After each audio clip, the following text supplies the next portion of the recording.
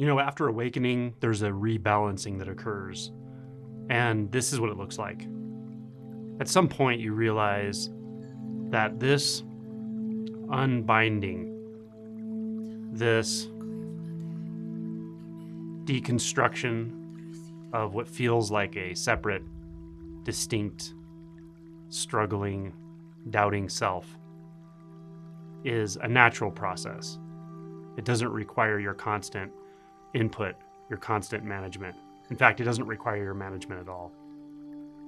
So it's imperative at some point to take this on board, to realize that yes, you can maintain an orientation, especially at the level of the heart, to truth, to the continued unbinding, to deepening your insight, and at the same time remain present, open, available to experience without trying to manage how that experience unfolds. I can't stress this enough.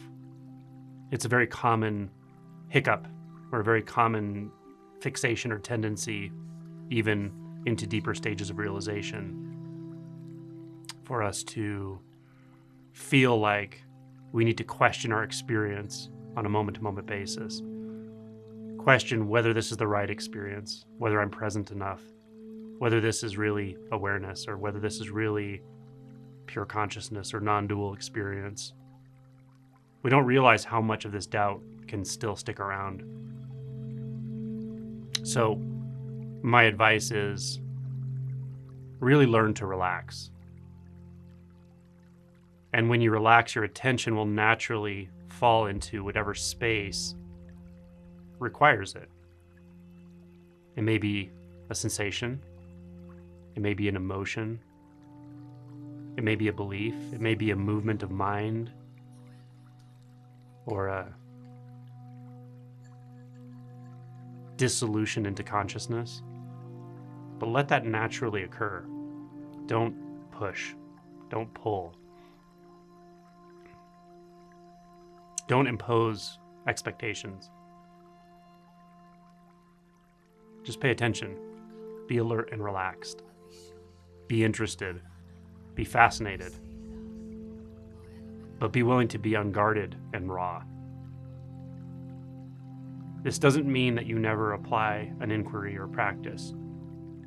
There are important and powerful inquiries that work well in deeper stages of realization. But you can do this an hour a day, or 30 minutes a day, or while you meditate. The remainder of the day, it's not necessary that you obsess about spirituality, read, take on more information, continue to try to mitigate your tendency to get lost in thought or doubt whether or not your immediate experience is the right one. We do this more than we realize. Rather, just relax a little bit. Trust that this process is naturally unfolding and it doesn't need your help, because that's the truth. You didn't decide to become interested in waking up.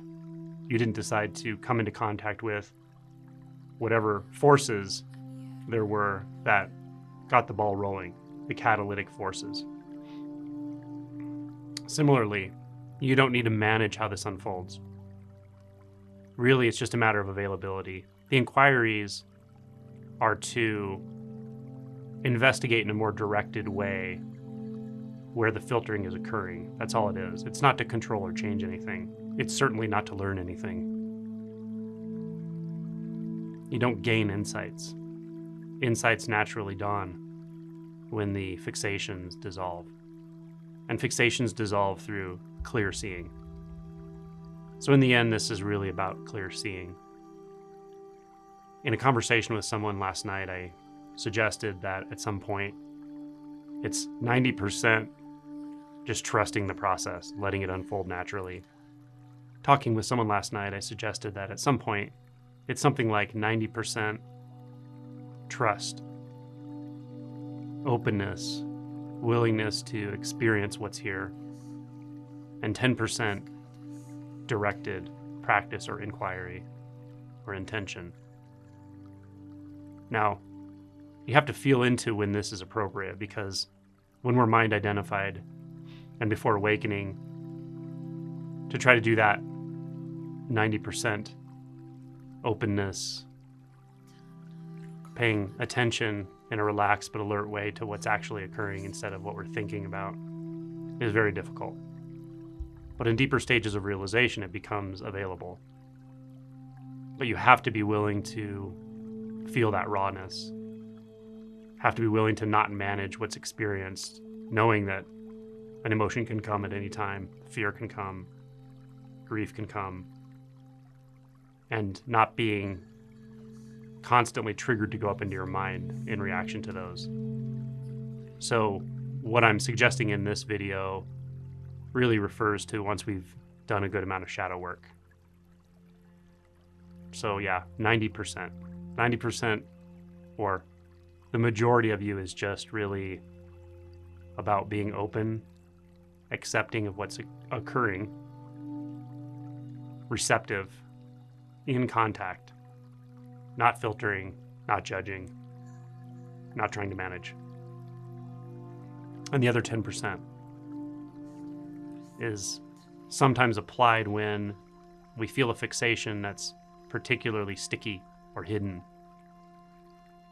or we feel instinctually that an inquiry into a certain fixation or perceptual filter is relevant at the moment.